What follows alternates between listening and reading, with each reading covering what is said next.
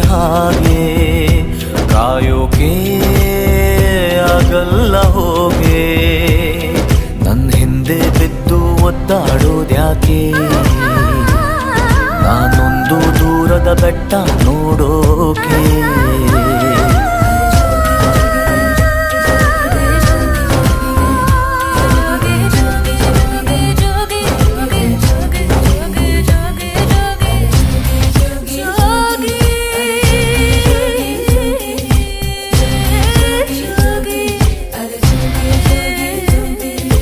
ಪಾಳು ರಾಜ್ಯದಲ್ಲಿ ಆಳೋ ರಾಜನಲ್ಲಿ